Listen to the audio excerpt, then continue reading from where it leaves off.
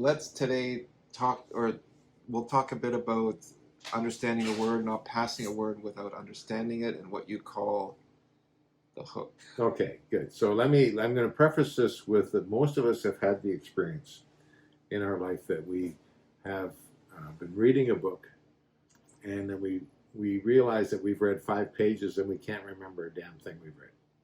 Or most of us have had the experience where we're driving down the road and we're listening to the radio and we've just driven 20 miles and can't remember a damn thing that happened in that 20 miles, or we went past the turn that we were thinking about, or that we wanted to go, or we've had this thing happen. Some of us have picked up a book and we were really excited about the book, and we read 100 pages, and then all of a sudden we lost complete appetite for the book, and it sat there for years without reading it. Okay? Yep. There's one thing that causes that, and it's called going past or having an undefined or a misunderstood word. Okay? And there's a phenomenon about the misunderstood word that it has to do with the mind and how the mind works. Okay? So I would like to imagine, I'm going to use a couple of analogies to show you how this works. Okay? So the first is what I call the hook, or the needle, or the eye in the hook. Okay? Yep. So when you have a word, let's take Jim, okay? Let's just take the word Jim. And so when we first get the word Jim, we understand it, so we actually create an eye, or we'll call it a loop. Okay? And then when the next word we hear is Jones, okay, that word now becomes a hook, and it hooks into the previous word that we had. Okay. And now Jones, because we know we have an understanding who Jones is, we now have that becomes now a loop. Okay? Yeah. And the next word, let's say traveled, and that becomes a hook, and it hooks in, because each one of these is a circle of understanding. Okay? And when we have an understanding, then the next word can hook into it. And then we'll say that Jim Jones traveled to Alpha Centauri. Okay?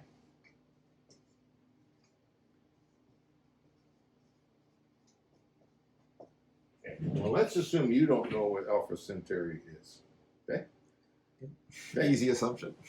So Alpha Centauri hooks into there, but now, instead of forming a circle, it actually, because we don't have an understanding now, Or not a full we understanding. don't have a full understanding. Well, you know, unless you knew what Alpha Centauri, you don't know, you probably have no understanding. If you know Alpha Centauri, you got probably a pretty good understanding. If you've never heard the word before, you have no understanding. Right. Okay? No concept, nothing. Yeah. So this circle doesn't complete itself. And so the next word is in a spaceship.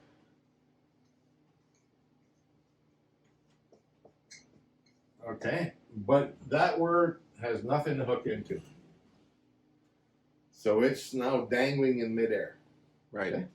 Right. So after we lose this hook, or this circle, everything that happens after that is blank. Because in order to have understanding, you have to have. So even if you understand the word spaceship, it still goes blank? Of course it does. Because what's spaceship connected to? Alpha Centauri, which... But you didn't know what Alpha Centauri was.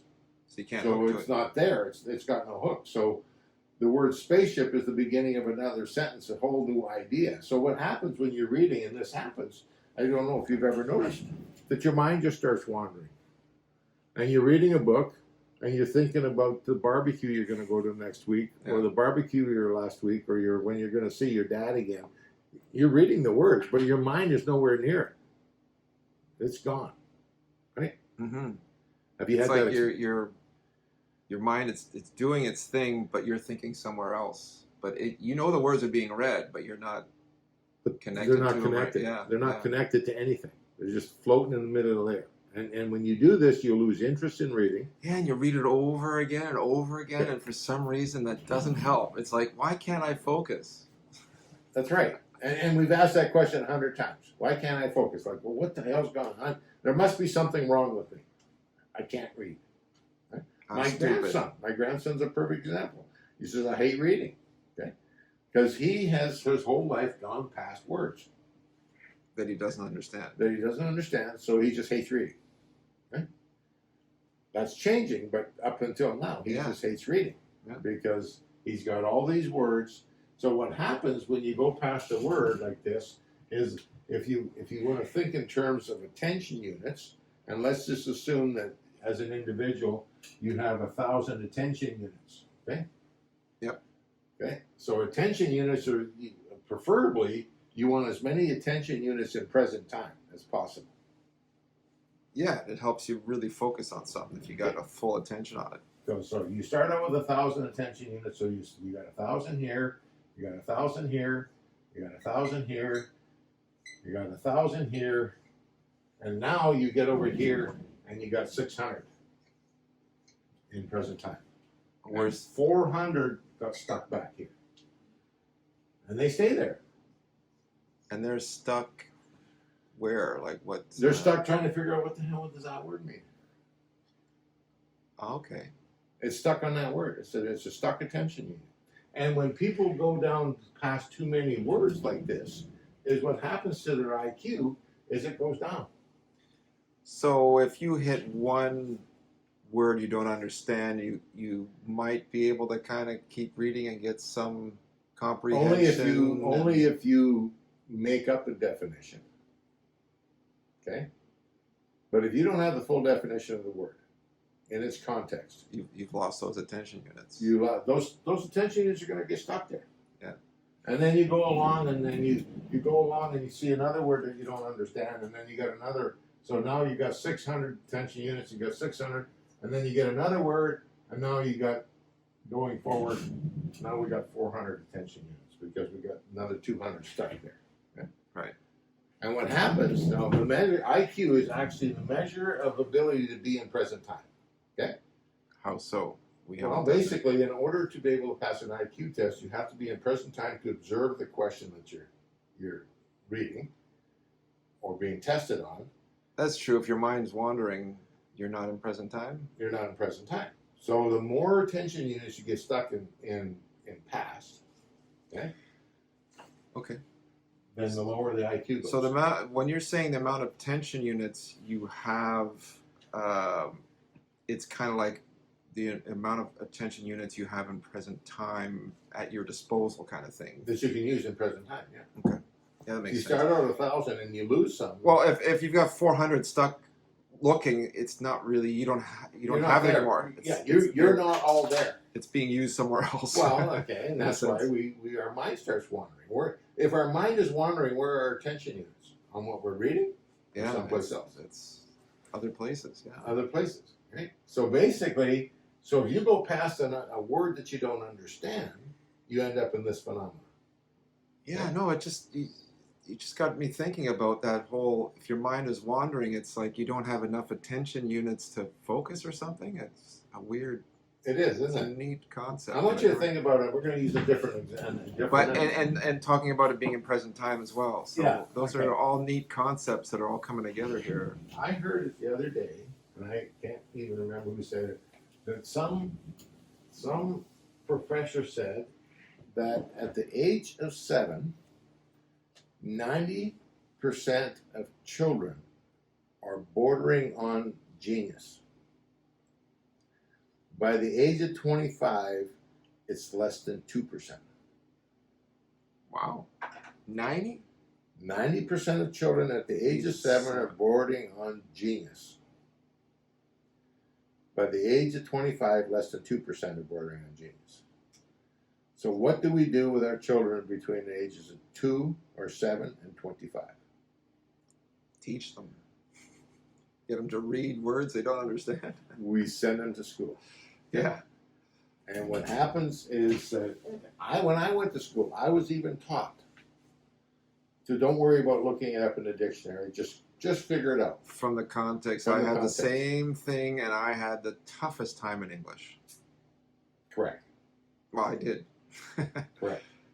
And But- it's not just English, okay? Well, I've worked But with for me, students in math, I've worked with students in science, and I've worked with students in just about every subject. And ultimately, the biggest reason a child has a problem in any subject is because he has words he doesn't understand. And if he doesn't understand, if he's given a math equation with words in it he doesn't understand, how can he possibly solve the math equation? If he's trying to pick up a scientific principle and you're trying to teach him a scientific principle and you're using words he doesn't know, how can he possibly understand the scientific principle? I guess it would be like throwing a kid that's English into a French school. Correct. You know they're not going to get it, so it's the same concept. They don't understand the words, but it's more obvious there. Correct. But they figure in English, if you don't understand a few words, well, it's not going to stop you. But it makes kind of sense what you're saying. It's fundamental. If you don't understand the word, how can you progress and understand a subject? Well, have you ever seen people do illogical, stupid things? Daily? Okay. Yeah. What might be the cause of that? Like, are they stupid people? No, not at all. Usually, You ever it seen seems like a smart people do communication. You ever seen smart people do stupid things? Okay. Yeah.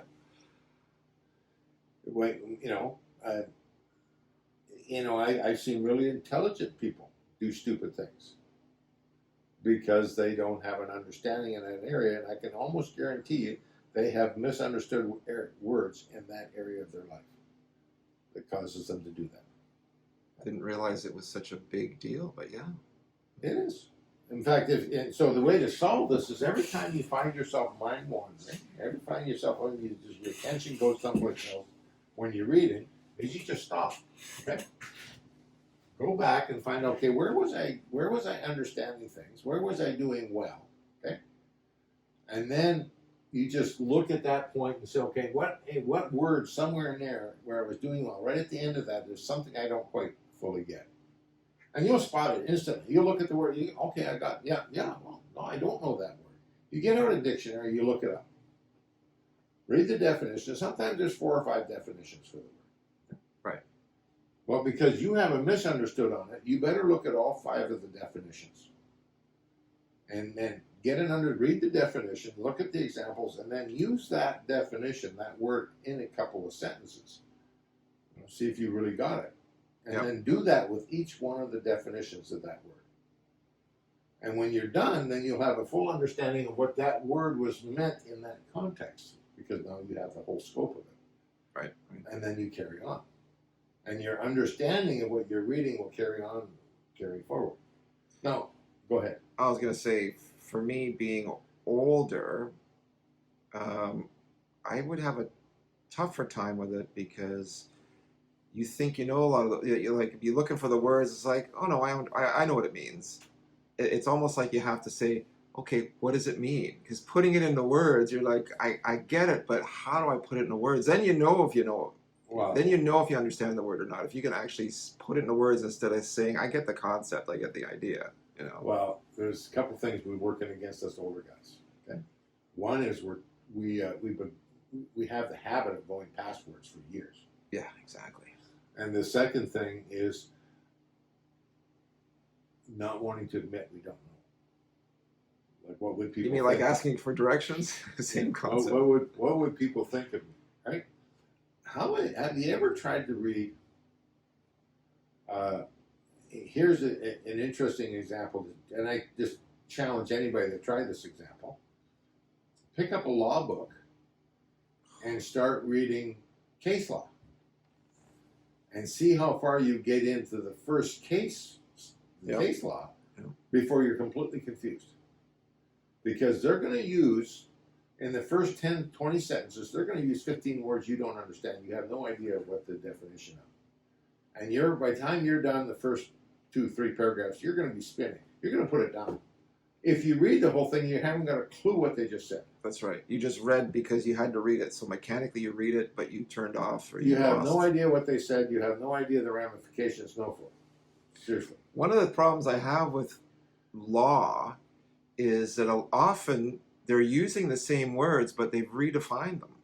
Absolutely. To make it legalese, which then you read it and it's like, that doesn't make sense. Correct. from my understanding of those words. Correct. Yeah. Because several of those words have several definitions, and you might only have one or two of the definitions of the 5 or 6 that exist. And in the legal term has a completely different meaning.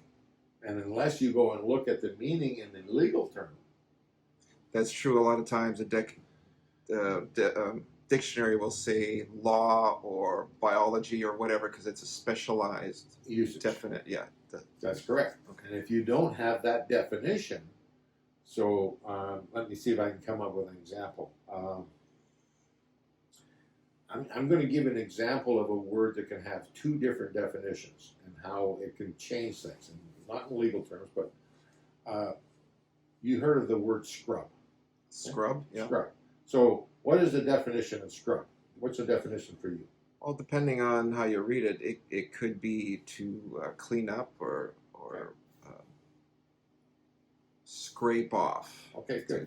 In order to clean. So let's assume that that's the only definition that you have.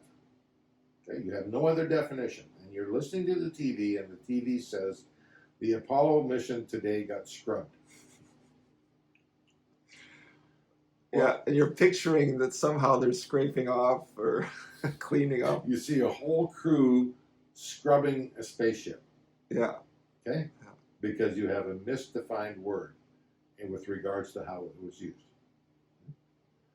Would anything that was written about that launch after that make any sense? No, I guess not. Where would your mind be the whole time? I'd lose 400 attention units stuck How on are they the. going to scrub them? How are they going to scrub them? How do they scrub them? Yeah, Okay. trying to figure out how to fit a square peg into a round hole is what I might be trying to do. Correct. Yeah. I mean, and there's an example of not having the right definition for the, so we may have a definition, but not the right definition. It's going to mess everything up because now, instead of having a circle and a hook to go in, it's like if you think about it in terms of weaving or knitting, okay? Mhm. If you're knitting something, it's imperative that every time you put the hook in, you put the circle on it, that it catches and it completes it. What happens if you miss a stitch? Have you ever seen it happen with a miss a stitch? You got like a little error or something, don't you? I don't know. Okay, so let's assume that you miss a stitch. And so you went along, you missed a stitch, and you went to the next 5 rows, okay? And then when you hold it up, you'll see that there's Oh, this piece pattern. of thread sticking out, Yeah, yeah. okay? And you grab the thread and you pull it in, everything just disintegrates. Everything that you knit after that missed stitch falls apart because it's not hooked in. Right. I'm going to give you another example of, let's assume that you're climbing a mountain, okay? And you know that if you're climbing a mountain with other people, somebody goes ahead, right? So we got climber A, and climber A goes ahead, and he climbs the mountain, and he puts a hook into the side of the mountain. And then he climbs up higher, and he puts another hook into the side of the mountain. And he does this. And then the people coming behind, okay? So we got Joe now. Joe's coming behind, and he's not a really good climber. So what he does when he climbs up here, and he puts his hook in there. Now he's secure. And then he climbs up farther, and he puts his hook in there. Okay? And so forth. So what happens if Joe, this is Joe, he keeps climbing, but he misses one of the hooks. He misses it. He thinks he's got it hooked, but he doesn't. And he's not too safe. So he says, he leans back because, I can rest now. He leans back because he thinks he's hooked. And what happens after that is he's off the mountain. Yeah. Now, obviously, words aren't that important. Reading isn't that important. Understanding is not that important. But frankly, the more you understand about a subject and so forth, especially if you're using it to make a living, it could be that important. Oh, exactly. I mean, look at your grandson. Yes. Yeah. He's starting to look up words now. And it's really important to him because it's important to him that he can show people that he's smarter, that he knows everything. So he started looking up words. It's great motivation. It is. So that's the whole phenomenon of the misunderstood word. So you'll learn early in our book, we talk about this. Yes. We talk about not going past words that you don't understand. Because chances are you're not going to get as much out of this book as you possibly could. Yeah, Other than because if you're reading fiction, you know, you might be able to get by because you don't have to really focus, and if you miss stuff, it's no big deal. But if you're trying to learn a new subject, or, you know, obviously most people probably already have read a bunch of books in self-help before reading ours, but Yeah. there's still some concepts here that you really want to focus on and understand. Correct. So if you go by a word that you don't get, especially if it's early in the book, it can be difficult. So we've tried to put a glossary in of terms Yes. that we think You know, people and would then need. one of the reasons I like to read with Kindle, right? The Amazon Kindle app, is because when you get to a word you don't understand, you just touch the word, and it'll actually pull up a dictionary, and you can actually look at just the short definition of the word, or you can actually click on it again and look at the full definition of the word, along with the derivation of where the word came from. Yeah, Which, that's nice. for a lot of times, really gives you an understanding of what the word means because you see the original source of it. It's nice that it makes it as simple as possible because we're all lazy. So, you know, if I have to pull out a dictionary, because I'm reading, I want to keep reading. And so I will not want to stop. Yeah. But if you can just touch the word as soon as you hit it, and even if you have that thought of, do I know this fully? Stop. Yeah, absolutely. Stop. You don't. And even if you're doing an audiobook, okay, and you know, we think, well, how do I look up a word when I've got an audiobook? You simply stop and use Siri or Hey Google and ask, right? And it'll give you some sort of definition. It'll give you enough to get you through, you know, and give you some understanding of it. And if you do that, what's your reward? Well, what's your reward is you get to enjoy it. You get to enjoy the rest of the story. You get to enjoy the rest of the information. You get to retain the information. Like compare a guy that's done that versus a person that, like everybody else, that just reads through it and gets through it. What are you going to see as a difference? Ultimately, you're gonna you personally, if you do this, is your IQ is gonna go up. Believe it or not, because you're gonna because you've gone past a lot of words, and every time you take one of these words that you don't understand and you actually clear it up and get an understanding of it, any stuck attention units you had on that word from the past now come up in the present time, Right. and they become available for you right now instead of being stuck back there. You actually get into the habit of, if you're able to get into that habit, if a word comes to mind that you've never understood and it comes up, you want to look it up. Absolutely. Because it gets that exciting after a while, because like you say, you're freeing up those attention units, you're getting smarter, you're understanding things. Yeah. You enjoy reading again, you really do. And your awareness level comes up. You read faster. Have you ever been talking to somebody and you notice that they're not there? Yes. Okay. You know they're somewhere, but they're not there. Right? Is that enjoyable? Not for me or them, I'm assuming. Yeah. Yeah. But that could be you. You know, I write articles. I don't put in big words Okay. because I'm going to lose people. I don't need to look smart. I Yeah. don't need to look sophisticated. So for the same reason, and if I do throw in a big word, it's because I have to, and I define it, or at Okay. least I give an understanding of it. Yeah. In the article. Yeah. You don't need to do that. I heard You it don't one need time, to. if you're doing a public speech, assume that everybody in your audience has the vocabulary of grade 5. And use words that every grade 5er would understand. And chances are you're going to keep your audience with you and keep them interested. How many times have you ever been in a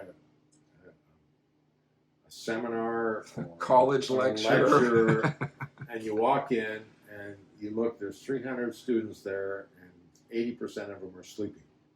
Fully asleep. Is that because the professor's stupid? Well, that's what I always assume. The professor's boring, or, well, it's not he's stupid, he's a professor.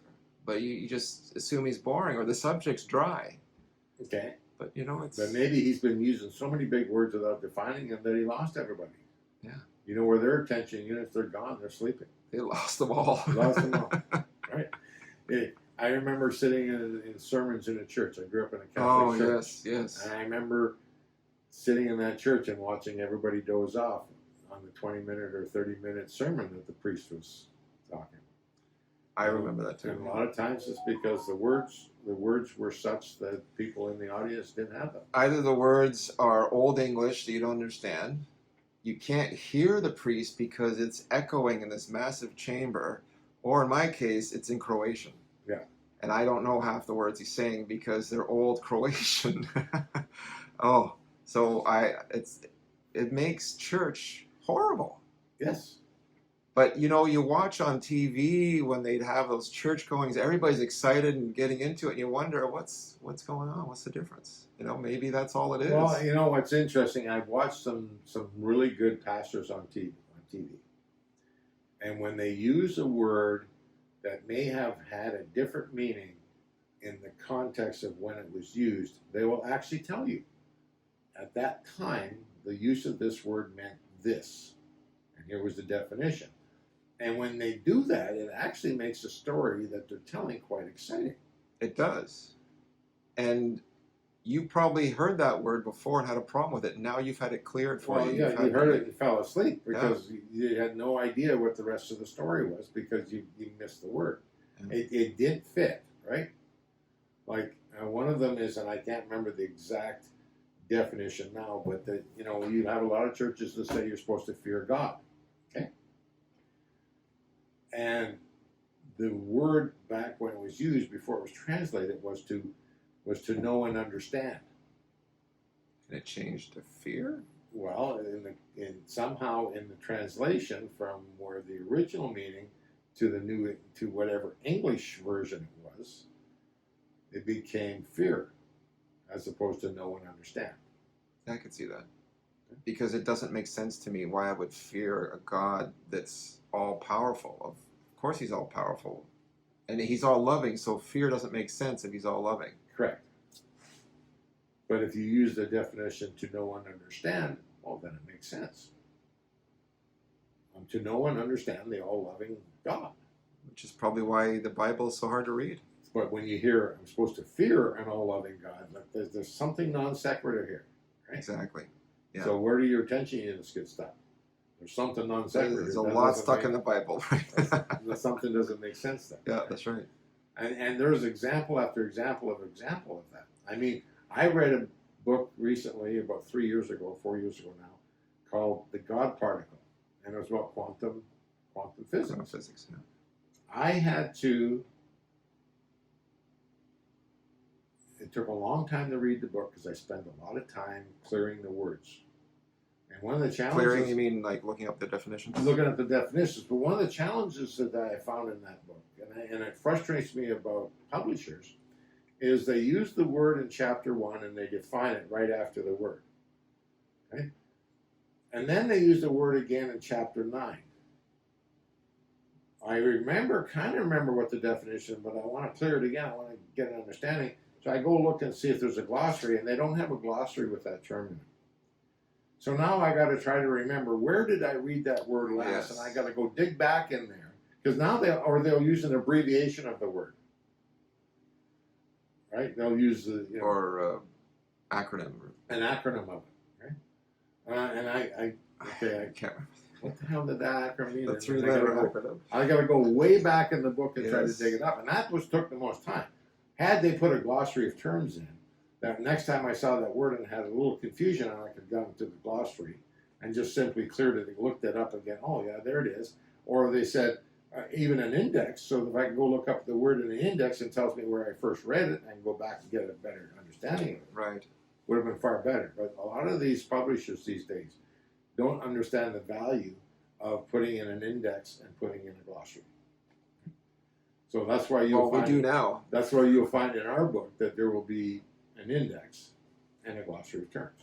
Actually, and that would be a nice thing to tell the readers. If there's terms or words that we didn't put in the glossary, let us know, because we can add it. Correct. The book is a living thing, so Correct. we can keep modifying it. Yeah. I'd like to cut this short here, Okay. or end it here, but because it's 30 minutes. Okay. But I'd like to say that it would be good to discuss next time a bit about the present time, um, attention units, and IQ. Okay. They seem like they were all related, and it was kind of fun, but we could cover it a lot more, I think. We will. All right. Good.